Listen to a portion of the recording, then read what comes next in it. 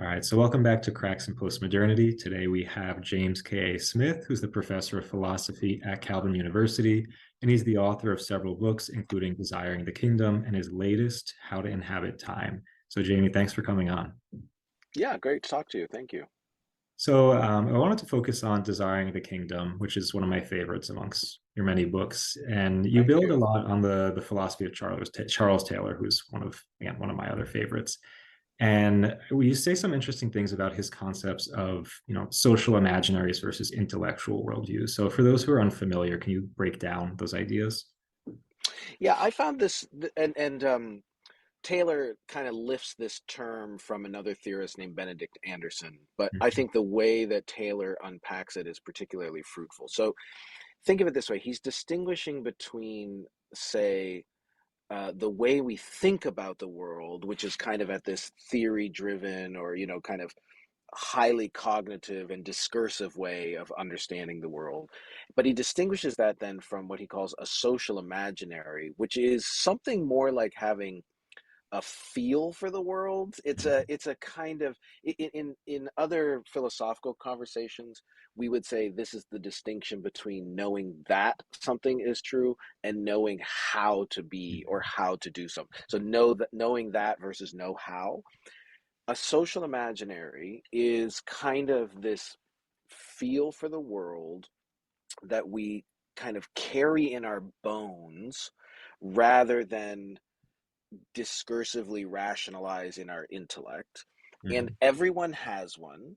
So we all are sort of governed by social imaginaries. It's this slightly more inchoate but nonetheless influential take on sort of what what a good life is and what social relations expect of us and what the our hope is and what we think happiness looks like. And so this social imaginary, he calls it an imaginary because it's really on this register of the imagination rather than the more kind of logical or cognitive register of the intellect. And I think that's very significant. Taylor, maybe another way of saying it is Taylor thinks that we are much more shaped by the stories we've absorbed and the stories we inhabit than the ideas and beliefs and doctrines that we might ascribe to. Because that's the other thing that becomes interesting is Taylor suggests, you can actually have a disconnect Mhm. between what you theorize, what you think your doctrinal beliefs are, so to speak, and what social imaginary Yeah. really governs your being in the world. And I think it's it's recognizing the significance of these kind of pre-intellectual facets of who we are, um, and that those, however, are still culturally trained and shaped. Taylor says social imaginaries are carried in images, stories, myths, legends, Mhm. and that might all sound like kind of ancient, sort of medieval language almost. But if you think of what movies do to us, what music does to us, what stories and Mhm. novels do to us, that's kind of how we absorb these social imaginaries. Yeah. And you carry that idea into the realm of education, specifically talking within the religious context, because a lot of institutions will fall back on giving students the right ideas, forming their intellects, their minds. And you're challenging that, saying that education of the intellect is not sufficient because we're not just brains, we're bodies, we have hearts, we have, the flesh, we're incarnate spirits. And, when we're trying to structure education, when we're thinking about the curricula, we have to think about how does the culture of the school, how do the practices that we use really form the person in their entirety. So can you say a little bit more about social imaginaries and educational context? Yeah, so if you think of it this way, maybe another way, not to step back, but another way of appreciating why Taylor talks about social imaginaries is it's almost like he's shifting the center of gravity from our sometimes over prioritizing or overestimating the significance of our beliefs and ideas. Mhm. And he's sort of right. So we tend to have, especially people who are theorists of, say, religion and so on, we tend to have this kind of inflated view of how significant people's beliefs and ideas and doctrines are. And Taylor is kind of shifting the center of gravity and saying, well, actually, what more governs how people live is the social imaginaries that they are living into, the stories that they are living into, which is why then formation, education can't be just about, fueling the intellect. It can't be just sort of depositing the right ideas and beliefs into a mind. A truly formative and transformative education has to be one that gets hold of and shapes a social imaginary. And that means such an education has to be um, tactile, kinetic. It has to be communal. It has to be incarnate. It has to be narrative. Mhm. It has to have rituals that are sort of carrying a story that is shaping people. And if so, on the one hand, you could start saying this would maybe change the way you think about what counts as curriculum at a Mhm. school, Yeah. right? If you appreciate the picture of the person that is emerging here at an educational institution that truly wants to educate in terms of forming people, there is no extracurricular. Yeah. Do you know what I mean? Yeah. There's Yeah. not No, even I really see that. co-curricular. There's Mhm. all of this is a piece in shaping the kinds of people that we are coming. But if you flip it by and maybe this is part of what you want to talk about, but what this also means though is education happens in all kinds of places that aren't called schools. Exactly. Yep. And that leads us to the concept of cultural liturgies that you write extensively about. So, yeah, for those who don't know, how would you define cultural liturgies? What do you mean by this term? Yeah, so let's start with liturgy because obviously that sounds like a very churchy religious word. Sure. I'm imagining small L. I'm stretching the term. For me, a liturgy is the repertoire of social communal rituals that we are embedded in. That doesn't just aren't isn't just a liturgy isn't just something that you do. It's doing something to you. Yeah. It's shaping you, it's forming you, it's transforming you. and Mhm. and and, and really, what, based on our conversation here, we could say is a liturgy is a social imaginary Mhm. shaping repertoire of practices and Exactly. rituals.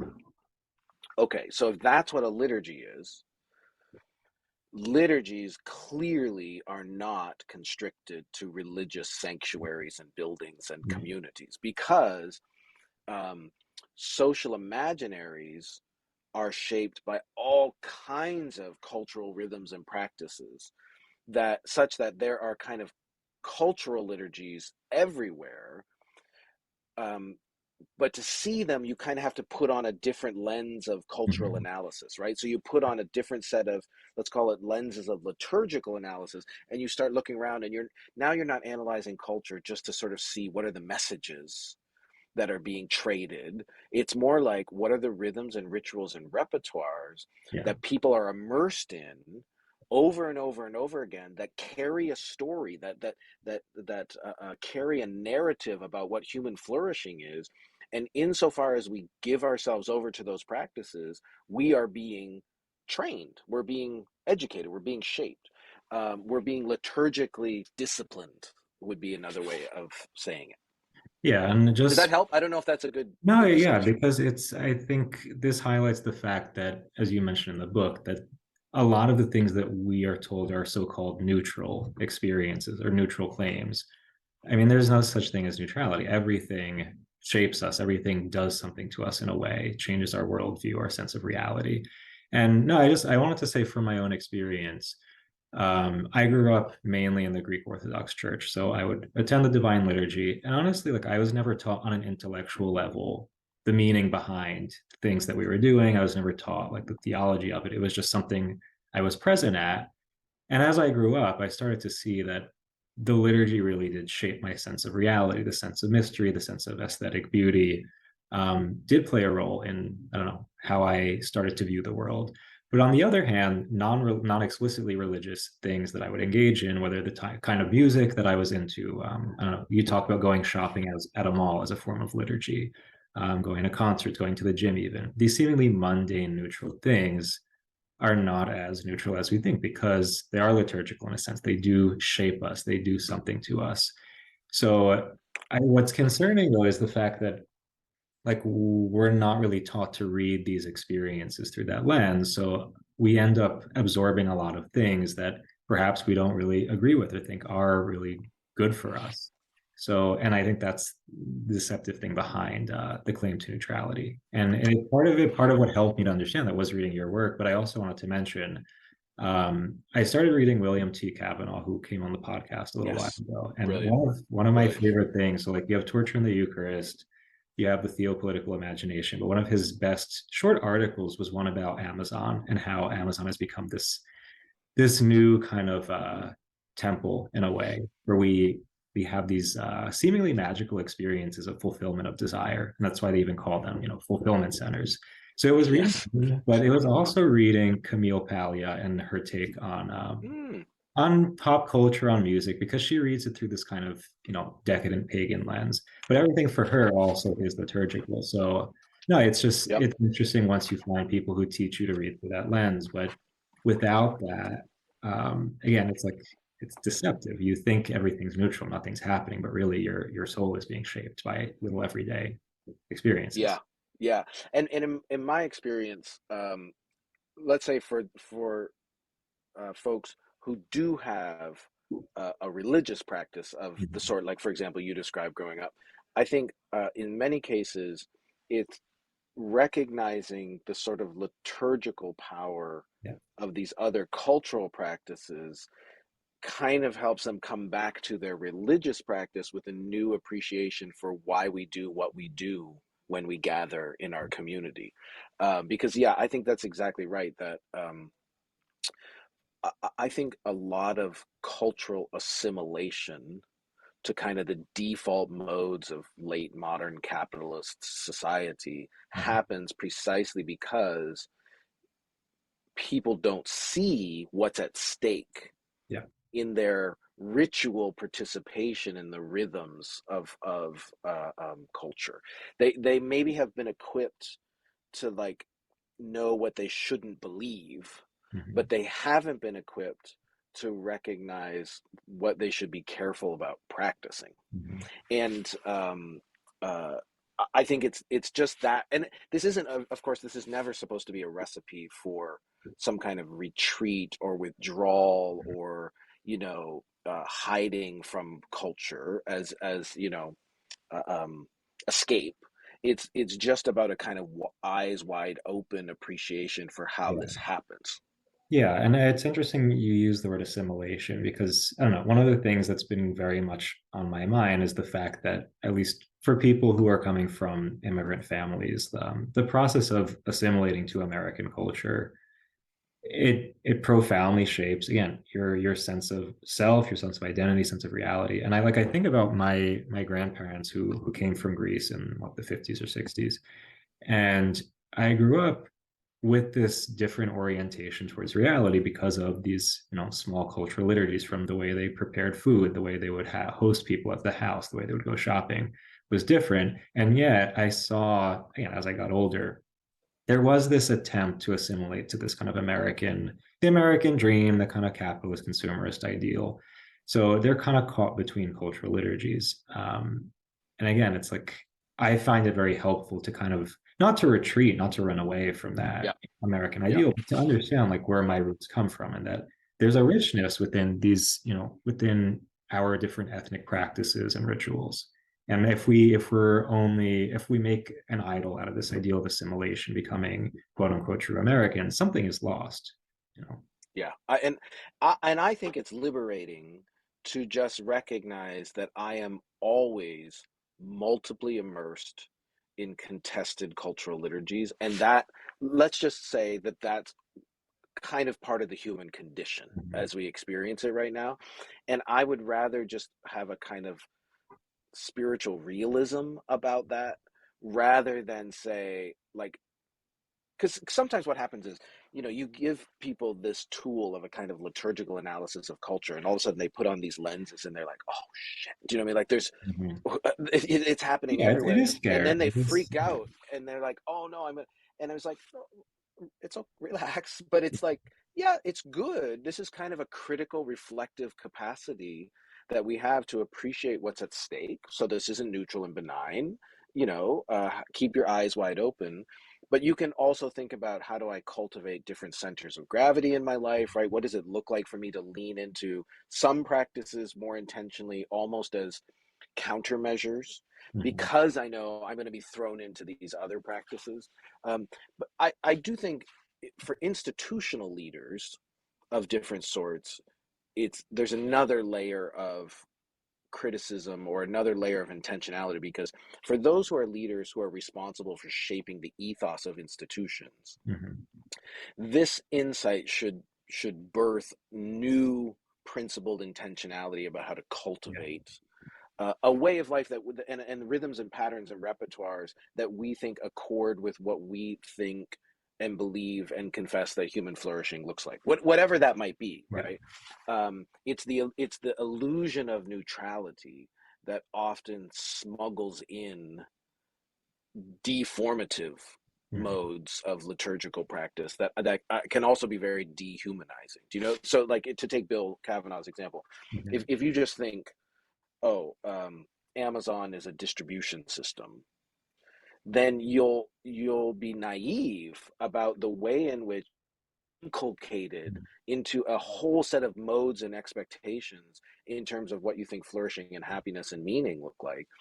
Not to mention that you'll be blind to, what this means for truck drivers and what this means for manufacturing and things like that. Yeah, and one of the big examples that you refer to a lot is the capacity of music to shape our, yeah, our sense of the world, a sense of self.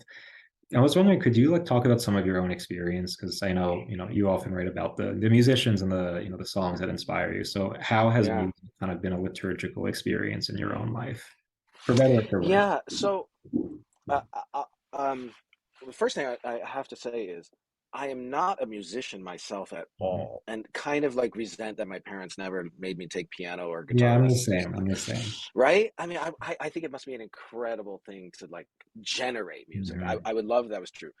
Maybe because that's the case, I do think the sonic environment of music is really, really significant and important for me.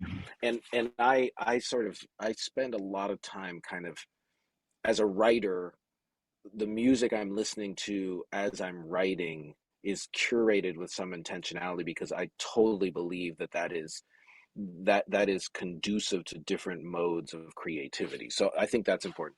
But, if at the risk of sounding a little bit maybe too earnest or trite, I'll tell you one example I've thought of recently, because I've been reading Bono's new Okay. Yeah. memoir called Surrender. So I should tell you, I'm a white dude who's 52, came of age very much in the 80s, Yeah. and Joshua Tree, the album Joshua Tree, which is not U2's probably best album, but it is a very, very significant album for me, because now that I look back, I was not raised in a religious home or community, and I converted to Christian faith when I was 18.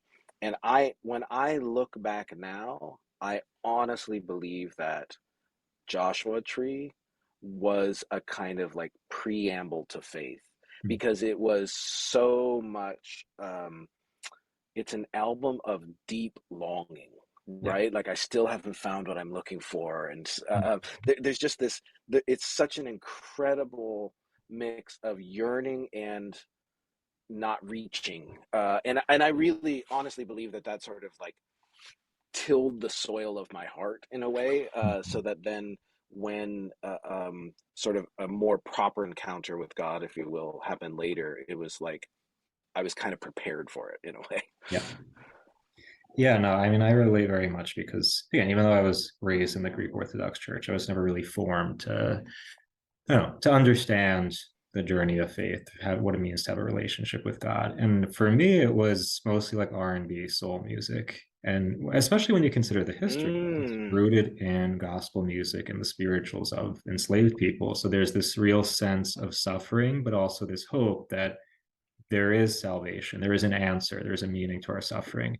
And even though that may not be the theme, the thematic content of most soul singers today, like you still feel, again, in that yes. liturgical sense, it's formed by that awareness of suffering and redemption. So I don't know, like at a time when I knew I needed some ultimate form of meaning, but didn't really have the language to express it, the music itself was the way that that's the way I expressed it. That in a form became a prayer in itself. So little did I realize what was Yes. happening, but as time went on, I realized like there's something profoundly liturgical, not just about the music, but the experience of whether it's watching a video, going to see a live performance at a concert. And I know, and you write about the, like the experience of a rock concert as a liturgy in itself, which I don't know. I think a lot of us feel that we experience it, but again, we lack the language to express what's going on in those moments, right? No, I that's beautiful, and your point brings out another facet of what we're talking about in these liturgies and these cultural Mhm. liturgies, which is um, it's all about form, actually, right? Like it's not that these are just little containers for a message, Mhm. content. It's actually the way of being, Yeah. the narrative vision is carried in the form itself. And so as you say, there's it's not just about lyrics, right? It's about the kind of crucible of that musical form, and the valleys that it takes a heart through Mhm. towards hope. And that's always doing something to us on a register that we can never ever quite articulate. That's another reason why I love Taylor's notion of the social imaginary, is because um, sometimes he refers to a German philosopher named Martin Heidegger, and he says Mhm. this is a bit like what Heidegger means when he says there is a kind of understanding we have that can't be translated into knowledge, Yeah. Mhm. right? And it's this sort of uh, um, it's irreducible. There's something irreducible. There's a kind of knowing here, a kind of understanding that can't ever be translated into Mhm. discursive propositional articulation. And I think that's really beautiful and powerful. Yeah. It also explains why forms of things are so significant. So outside of music, which other cultural liturgies can you say shaped your sense of reality?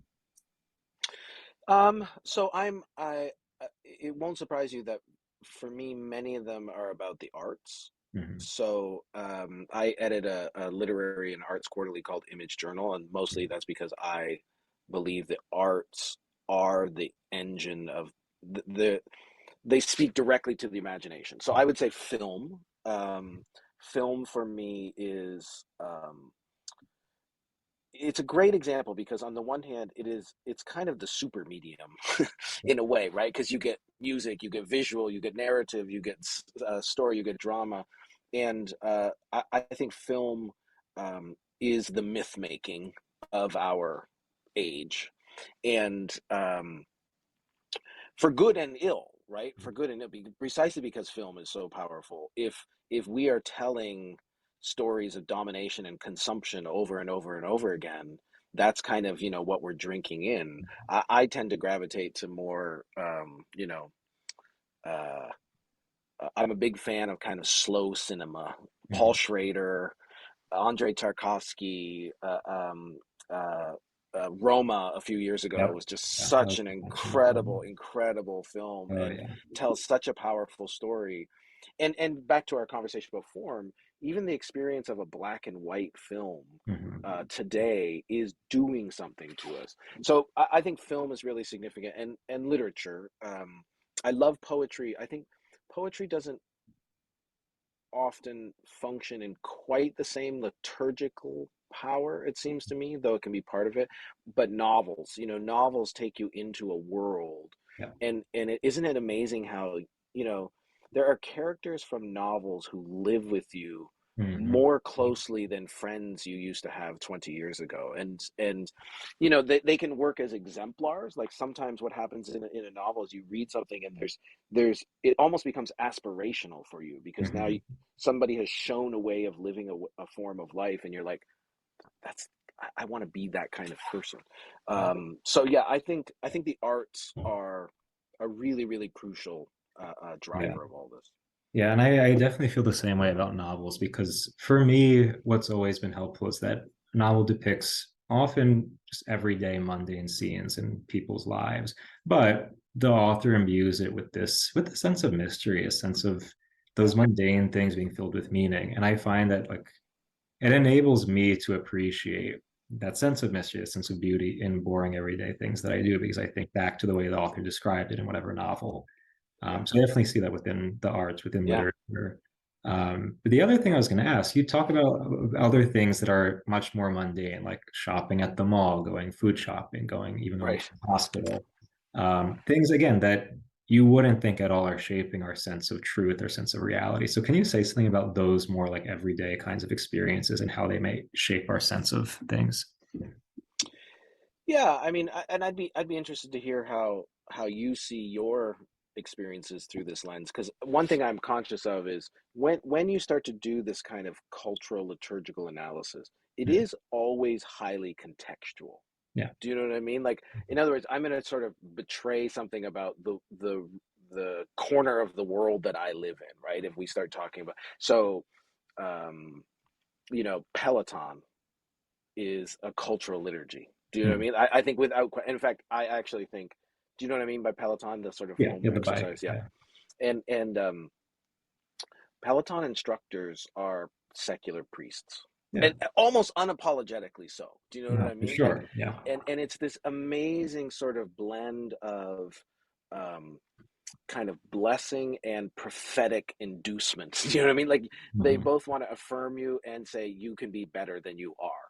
And it is such a and the way it builds on community and makes you want to feel like you belong to someone and that you're seen and that you're known. It's a really uh like, I don't need Peloton to be my church, Yeah. but I do think a lot of people, it actually fills a space that for others is filled by something like church or synagogue or whatever it might be. Yeah. So I think that's an I don't want to criticize, I don't want to sound like I'm being flippant or dismissive if I describe something having that liturgical power, because I Yeah. actually think it means it's tapping into deep human longings, Mhm. and it's trying to be an avenue to satisfy something that I think is sort of built into human longing and desire. Um, Consumerism, I think, I often say you don't become a consumerist because somebody convinces you that stuff will make you happy. Mhm. Because it's an insane theory. Theoretically, that's just an insane idea. Does that mean there are no consumers in the world? No, not at all. Actually, somehow we still kind of get co opted Sure. into imagining that Mhm. stuff could make me happy. And I think that happens through, I think marketing is kind of, um, marketers know that we are liturgical animals. Yeah. Marketers know that we are imaginative animals. Marketers know that we are narrative animals. And so the way marketing works is it holds out visions and stories and narratives, and we want to see ourselves into this version of a life. And if you're immersed in that and you're subjected to that over and over and over again, we don't realize the extent to which we are buying that story. Mhm. um, but then you can think, like, on a more micro level, like, for example, I would say for my wife and I, gardening Mhm. isn't just something that we do, it's doing something to us. Yeah. And I could talk about that actually in a lot of ways. I mean, on the one hand, for people who live in cities, uh, gardening is almost a way of encountering the earth Yeah. and its rhythms, and it's a deeply humbling experience, because you are not the master when it comes to a Yeah. garden. Do you know what I mean? You are Mhm. a servant, you're trying to cultivate something, but so much of it depends on receptivity. So there's a lot that happens there. And then I could also say socially, you know for us to undertake that work together is doing something now to this little micro community that you could call our marriage or our family or whatever it might be. So it's not like I want to turn everything into a liturgy. It's just that I think so many communal and social practices have at least this liturgical accent to them because they're not just something we Yeah. do, they do something to us. And I think if we recognize that, there's both strengths and challenges to that. Yeah, no, absolutely. Because especially like when you mentioned Peloton, it makes me think of how like the standard corporate gym model, like a chain gym, is very much a liturgical space because it's cultivating this sense of, first an aesthetic ideal of what our body should look like, but also the sense of discipline, the sense of sacrifice. And you can see some people get so into it that they're like, again, there's a sense that they're Yeah, worshiping something. yeah, But yeah, outside of that, for me, I can say from my own experience growing up, I see how, yeah, like shopping at a mall, going into a store. Um, I'm obviously not going just to buy clothes to like cover my body. It's again, there's this cultivation of right, desire, right. this sense of what an ideal, whether an ideal person in terms of aesthetic beauty, in terms of status, popularity, like you're going to kind of conform yourself to a certain ideal. Or at least that's how I kind of grew up when I went shopping. Like I wanted this kind of existential validation. Yeah, Uh, so like things because like you also wanted to belong, right? Like you wanted to be yeah, no, seen in a there's way, the and you want to be communal part of something. dimension. Yeah. But I think one of the most powerful ones, especially now, is like social media in general, but I have to say something about Instagram because it's such a visual platform. Mm-hmm, Um, mm-hmm. it's extremely powerful because you can create your own identity, you can curate your own identity and like project it out into the world, and you can edit it. You can put all these filters, all these things, you can hide the things you don't want people to see. And I have to say, like, the phases when I'm more active on the internet, especially on a social media app like Instagram, I see that it changes the way that I relate to the world around me because unlike gardening, where you have to be receptive, where there's this strong awareness that things are given, with Instagram, like again, you're the curator of reality. You're the one who Yeah. manipulates, designs things. And I see how like I become much more impatient when I am spending more time on there. I don't pay Mm, attention to small details that again may seem insignificant, but have some beauty, have value in them. So they definitely shape our sense of self, our sense of reality. Uh, yes. the other one that I think is more obviously a cultural liturgy is, I would say, celebrity culture in general.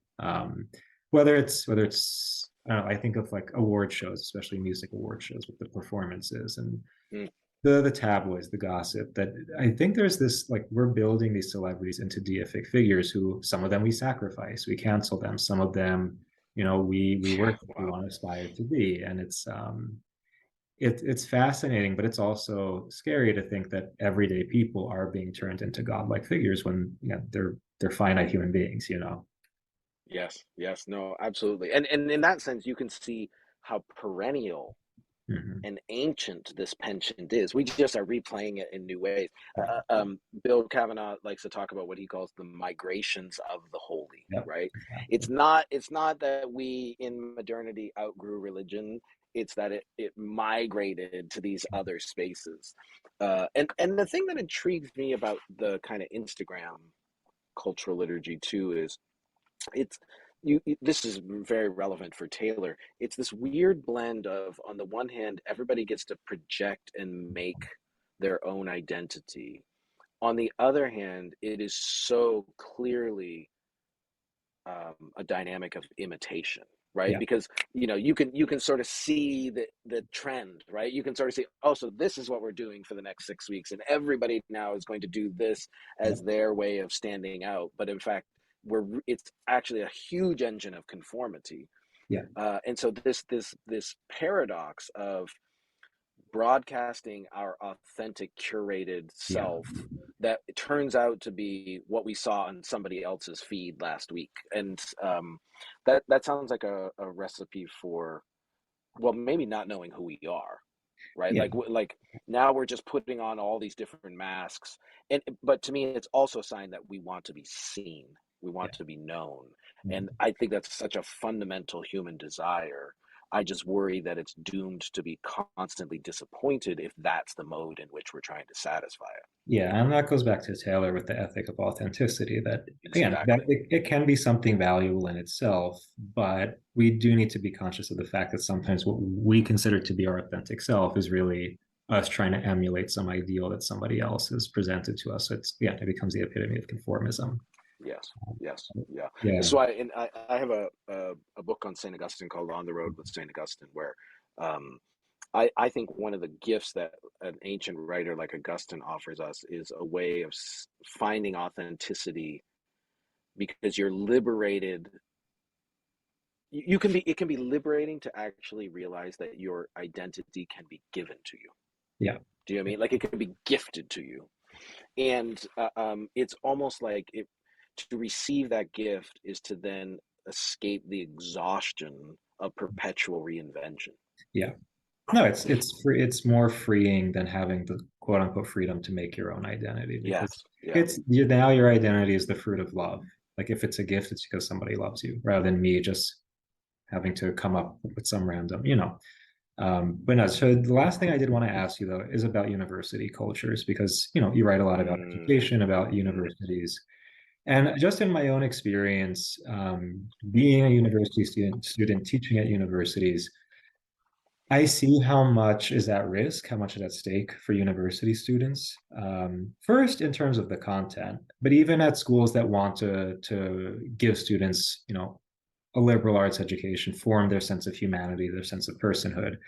Even that is not enough because again, it's the small little rituals, the small things, the quote unquote extracurriculars that really shape students' lives. And I think the fact that many university administrators, professors don't take that into account, leave students hanging, leave them with this profound emptiness that I don't know. If we don't take mm, that into mm. account, we allow this bureaucratic model to really suck everything out of their experience of university culture. So I don't know. I'm interested in what you would suggest to build up university and make it more human, make it more alive. Yeah. It might look like burning down what we have, though. I don't know. Right. I don't You're object to catching that. me at I'm at a very cynical moment in terms of just what the prospects for the university are right now. So I don't want to be despairing about it. I'll say I think there are multiple challenges and tensions here. On the one hand, is as you said, I think we don't realize the extent to which all kinds of things that are never ever touched by faculty are driving formative aspects of why universities exist. So, Greek culture, Mhm. athletic culture, football tailgating, these are all rampant and powerful cultural liturgies. Mhm. And, by the way, there's an old novel by Tom Wolfe called I Am Charlotte Simmons, which is a great diagnosis of exactly this kind of repertoire of deformative liturgies that comprise what a university education is today. Then the other thing that I think is just hamstringing us is the fact that everybody brings to a university education a completely commodified capitalist mindset in Yeah. terms of what it's for. So now it's all about ROI, return on investment. What is this going to, and so that's what's gutting Yeah. our willingness to give ourselves over to a more holistic formative education. So for the most part, I mean, I'm of two minds. The first is I think it's generally going to be smaller liberal Yeah. arts Yeah. colleges That's what I was gonna that, say. if anybody's going to have a shot at doing something holistic and intentional, I think it's probably going to either happen at small liberal arts colleges, Yeah. or it's going to happen with some kind of like micro community within the university community, some kind of like there's a study center movement, for example, that is kind of setting up houses on university campuses, or it could be, you know, there could be different kinds of um, residential communities that get Mhm. Yeah. formed that could be intentional. um, uh, I also, in terms of the intellectual pursuits of the university, I'm just not sure that the university is actually going to be the best steward of intellectual curiosity going Yeah. forward. As you say, the bureaucratization of it, the instrumentalization of it all, really does not sit well with that kind of ancient vision of wonder Yeah. and the hunger to know. And so I think many of us are just trying to sort of inhabit the university as loyal opposition. Mhm. And I think as long as we can keep doing that, there will always be a pathway for those students who really want to Mhm. experience what the university is supposed to be. You can find it. It's just you have to go looking, and you need some friends to help guide you. Exactly. And that's not the worst thing in the world. Yeah, no, I totally agree that I think the ideal would be these smaller scale universities, which, are they're not very practical from an economic viewpoint. It's, and also it takes more work. The bureaucratic model, you all put your responsibility onto the system, but for smaller scale, like you gotta work. But no, like while we're Yeah. in the system, I think you're right. Building community, being intentional, building relationship, all these things for those who want it, yeah, like can make a huge difference. So Yeah. there Yeah. Yeah. could be. There can always be a remnant. Yes. So before we go, Jamie, anything you want to plug, anything you want to recommend to people? Just maybe I would say look up imagejournal.org. Image is the literary and arts quarterly. Given our conversations about imagination and the arts, and I think our shared, some of your listeners might be interested in that. Awesome. And definitely pick up a copy of Desiring the Kingdom and your newest one, How to Inhabit Time. With that being said, Jamie, thanks for coming on. Great to talk to you, Stephen. Thank you.